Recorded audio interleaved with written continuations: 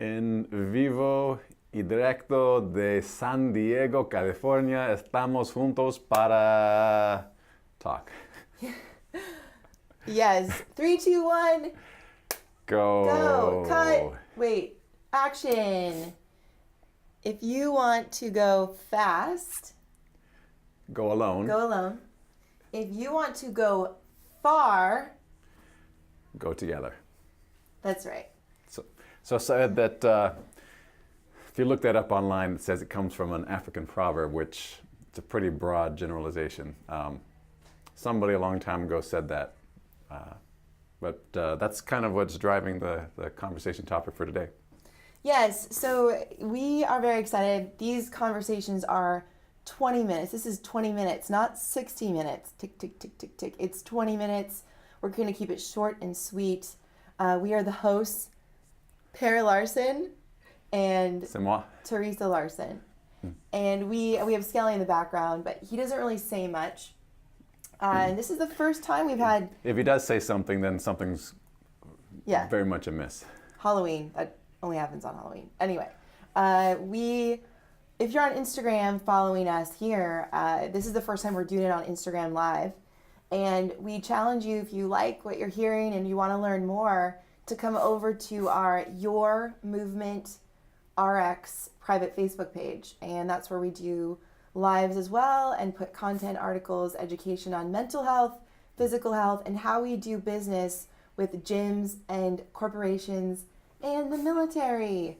Hoorah. And adaptive athletes. Yes. So all of us are on that spectrum of adaptive, but we really love what we do, and we get to work together, and I've learned a lot as a husband and wife working together.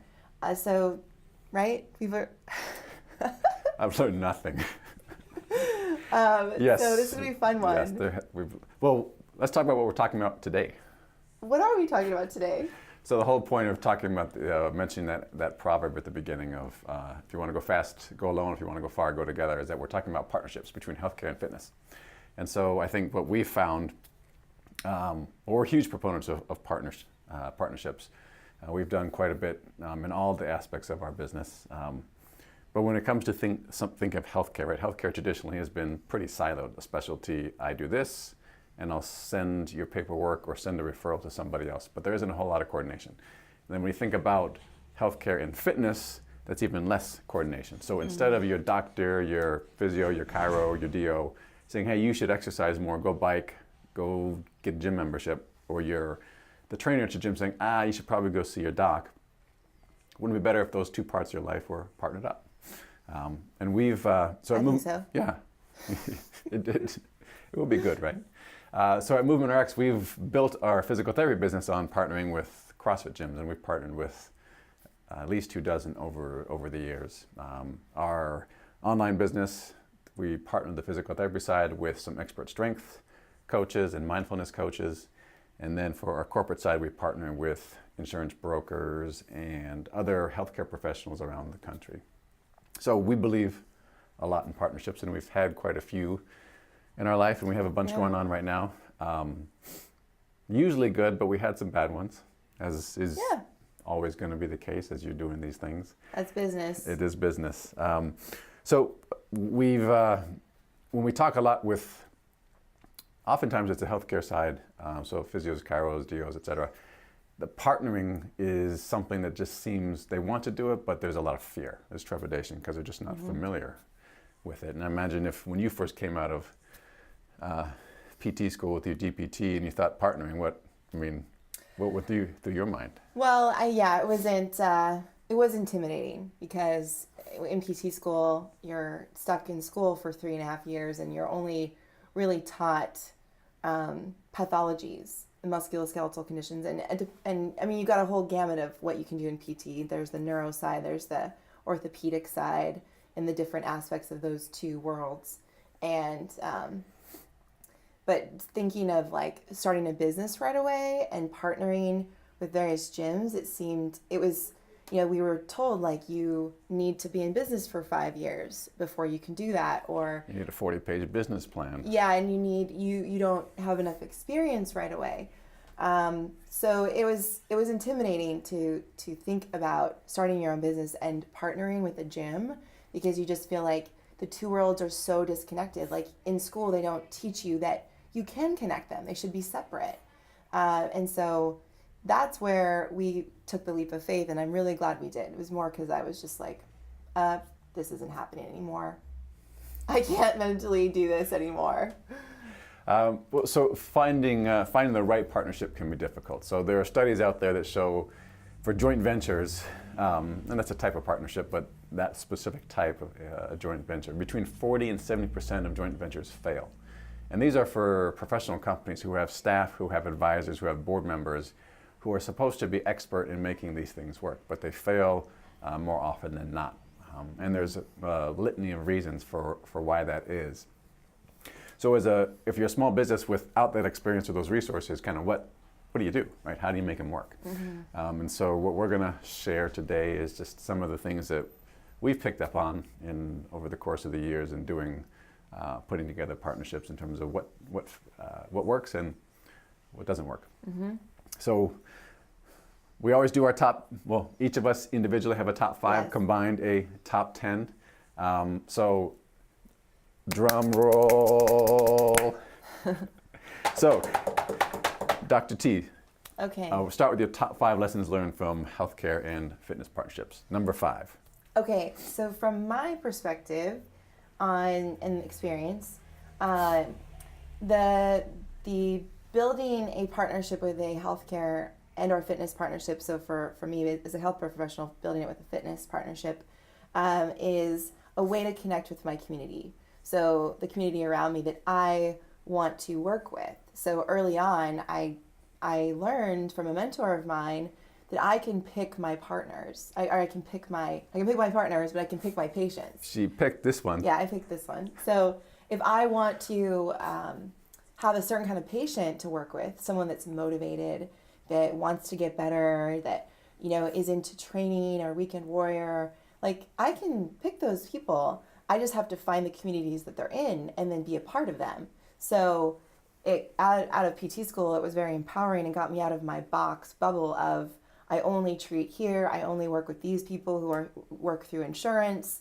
And usually when you work through insurance or in a regular clinic, you're going to get anyone and everyone in the clinic, versus I wanted to work with very motivated individuals who like strength and conditioning, like extreme sports, kind of like similar things that I do because it's more fun. So I found those people. It got me out of my bubble, and by no means was it easy, but it was that was the way I connected with my community. So through the partnership, you got a chance to work with who you wanted. Yeah, and that's what's made it worth it. Like continuing forward, and we get to continue to work with the patients that we pick, and the organizations, military, and companies who have leaders who are also active individuals who want to see health in their companies. It's been pretty awesome. Awesome. Well, here's my number 5. So every partnership will end. Everyone will end. So plan for that from the beginning. So what do you do when it ends? So it's things like... Does it have to be morbid? No, it could be for a good reason, but yeah. It will end. So plan for how do you separate, when you partner with somebody, there's various levels of integration in what you share. And so plan for what those are and how those get separated when the partnership is over. So it could be customer relationships, could be your email list, marketing assets, bank accounts if you really create an integrated partnership. But plan with the end in mind when you start. That's my number 5. Okay. Number 4. My number 4 is it helps you understand the people you are treating. So when you are connecting with the fitness community that you want to be a part of, you're actually engaging and you are there in the community participating. You're like better understanding what they need help with, because most of the time they're coming, maybe they've injured themselves at home, maybe they have stuff going on at work, and then they come to the gym and they bring that stuff to the gym, and or they get injured at the gym. You can understand how and why when you're there and you're participating and you're engaged with them. So it's not like you sit in a clinic and you wait for people to come to you, and they come to you and they're like, I like to, snatch heavy weight, and I like to bike 100 miles. Like, what that looks like. because you've been in that community. If you want to work with bikers, you should probably engage in biking. If you want to work with CrossFit athletes, you should probably know CrossFit movements and not diss it, but actually help people get better at it. That's what I... Oh, and by the way, I'd like to put a shout out to Lauren Fabiano, a young woman who I babysat when I went to Villanova, who's on Instagram. Okay. That's not embarrassing at all for Lauren. No. All right, number 4. So every partnership is a learning race, meaning that each side is going to be learning something from the other. So 2 things to think about. One is partner with somebody who you can learn from, where it's not too much of an information asymmetry, where they're gaining a lot more than you will in terms of just knowledge. The other thing to think about on that side is that it's back to my number 5, which is when you exit that information that you gain, you know that someone is going to learn something that you do. You got to be okay with that. And most partnerships is just a risk-reward component to, they're going to get some of my knowledge, I'm going to get some of theirs, and when we leave, we're going to have one another's knowledge. In the healthcare world, there's some limitations based on licensing, but just outside of that, it is a learning race. We look at it from the standpoint of, we want to work with folks that we can learn from over the course of the time that we spend together. That's my number 4. Yes, I agree. Thank you. Number 3. Number 3. So I think that working with, whether you're a fitness professional working with a healthcare professional and or a healthcare professional working with a fitness professional, you can be both actually, hence Movement RX, but it fosters creativity as well. So I like to be creative, I like to be innovative, and just sometimes being in the healthcare environment, you kind of feel stifled. So when you put yourself in a new environment and you're looking at the way people train and you're connecting with coaches and gym owners and leaders in the community, it fosters creativity on how to reach them. And it creates possibilities that you never probably thought were possible in the way you can reach them versus just what you've learned in school or what you've observed in the clinics around you. So really, who you surround yourself by really matters. So when you pick a partnership, and this is something we've learned the hard way, it's like really do your due diligence on, do those people have the same values as you? You know, similar mindset of helping people in a big way. Because if they do, you'll probably go far together. And if they don't, it'll split up and you'll learn. But I know it's helped my creativity a ton in the way I treat people. Well, something interesting that you mentioned is that by doing, tell me if I'm speaking on a term, which happens never. The partnerships, at least from a physical therapist standpoint, like I just think of our team, right? They love the fact that there are different things, and there's different channels and avenues and different things that expose them than just, hey, I've got patient care. So from an organizational standpoint, it's been kind of the hidden benefit, kind of piggybacking on what of your number 3 is that the team loves the work. They like the work more than they would if it was just a single line of service that we had. Yes. And or if they were just surrounded by patients and other PTs, in our case. Yes. Yeah, very cool. My turn. Number 3. So it's similar. So fit, right? Fit matters.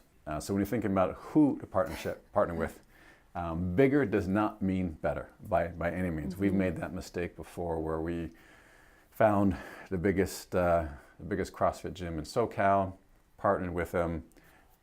It was a total bomb. Whereas we've had 100-member gyms be excellent sources of great partnerships, both for them and for us, from a branding standpoint, from a compensation standpoint, from anything you can measure your partnership by. So fit matters. So the ones where we've been most successful at when we talk about fit, the things to look for are, and we'll use this example of a physical therapy company going into a fitness facility, is that the owner and the coaches believe in your practice. So physical therapy, for example, they trust and respect the knowledge that your team has, and vice versa. our team has to respect the knowledge and the capabilities of those coaches, right? If there's any level of, that coach sucks, or that PT is terrible, right? It doesn't, the patient base, the client base is going to pick up on that. So you got to be able to, you got to know and like the folks that you're working with, and feel like there's a mutual level of respect. Because you're going to be sharing information, you're going to be teaching one another, both informally as well as formal presentations, and those are the way to make it work. But it's got to be, you got to fit well. Yes, and to piggyback on that, since we only have 2 left, and that'll go fairly quick. Okay. No, but I agree. The people that you bring on, and as a new business owner, perhaps you don't really know, you don't really know how to pick your people wisely, but you'll learn over time. But consider that, for us, like, we need innovative thinkers, and we need people who think outside the box and who aren't afraid to take leaps of faith and try new things. And that's not for everyone, right? And sometimes you don't know. Someone might say they're interested, and then over time they just show like, no, I want to be in my little box. That's fine. And you learn from that, though. It's nothing to beat yourself up over. It's just a product of running a business and working to make a change. So finding those who have, similar values and thinking process is important. Yeah, and one of these future ones will actually do something more specific about what questions to ask. Yes. To discern a good partnership ahead of time. Number 2. Dos, due. So bridging the gap. So that's what we need in our country in the healthcare and fitness industry, is for people to bridge the gap. Who's doing that? You hear about, right, in San Diego, the Spine in Sports, the Water in Sports, the Rehab Uniteds, the companies that do physical therapy and do it high volume. And then you have, the CrossFit gyms and the Performance 360s and Core Power Yoga. Like, all of them are separate. But what about combining everything, combining everyone? And that's what if you're listening as a gym owner or a healthcare professional, you can do that. You can be a fitness professional and you can be a health professional. So it's a choice. Or if you don't have the degree to be a health professional or the time, like, partner with one. But what that does is it bridges the gap of communication. Oftentimes you hear people say, well, my PT said this, so I can't do this. And then the fitness professional feels like off-putting by this professional who's told this person they can't engage in their classes. And then vice versa, the PT gets information that the strength coach said, chest up, hips back, overextend, and the PT's like, well, screw that person. And so I won't swear on live here, but there's a lot of separation going on in the industries, and you can be the bigger person and connect people and have the communication. And what that takes, a health professional, you have to put yourself in the fitness professional's shoes, engage in the activity, choose to learn the activity you're trying to help people in. And as a fitness professional, engage in asking questions to the health professional. That doesn't mean you have to, maybe go visit their office, see what they do. Ask them questions about how they treat patients, so you actually start to make a connection versus it always being separate.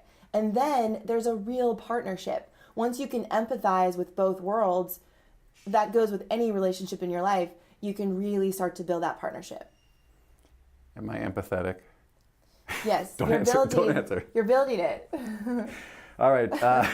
My number 2, I'll do it quickly. So when it comes to partnerships, the economic structure is important, but it cannot be the driver. So if the dollars are what are driving the potential of a partnership, stop. Just don't do it, because that will, back to the fit comment, it's the ethos of the partnership that makes it work. Strictly focusing on numbers usually forgets that, and it will end sooner than later, and usually doesn't end well, or it's just not a useful partnership. So back to that number of 40 to 70% of joint ventures failing, oftentimes it's just an economic thing, I imagine. And so if you're just focusing on economics, don't do it.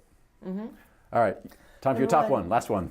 Okay, top one is, it's the best way to expand your impact. Yeah. So it takes humility, it takes work, it takes effort, but in the end, it's extremely empowering. Like, you're not going to expand just sitting in your office and waiting for people to come.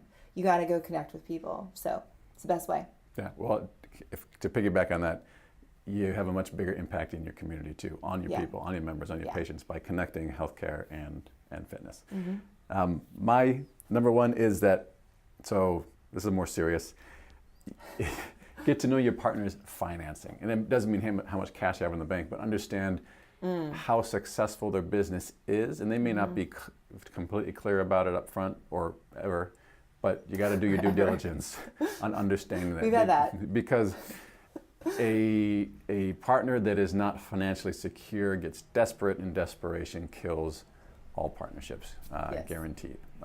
It will not turn out well. It's going to create stresses on you, which creates stress on the relationship, which impacts the quality of the services of the patients or members that you're trying to help. So, get a partner with folks who are doing okay. Don't have to be doing fantastic. Just if they're struggling, that's going to hurt the partnership. That's my number one lesson learned from partnerships between healthcare and fitness entities. So we're Yes. at 21 minutes. Yes.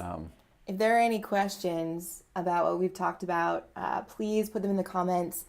For those of you that are on Instagram, come over to our Your Movement RX Facebook page. It's a private Facebook page and ask to join. Facebook group, by the way. Facebook group, Yep. thank you. And we will answer any questions on the live platform that you all need. And we look forward to next week. She said y'all. I did. We have a PT here from Texas, and it's kind of rubbing off on me. That's unfortunate. We love her, but it's unfortunate. And you love me. I do love you, yes. Anyway, that's enough of that stuff. Okay. All right, thanks everyone. We'll see you next week. Thank you.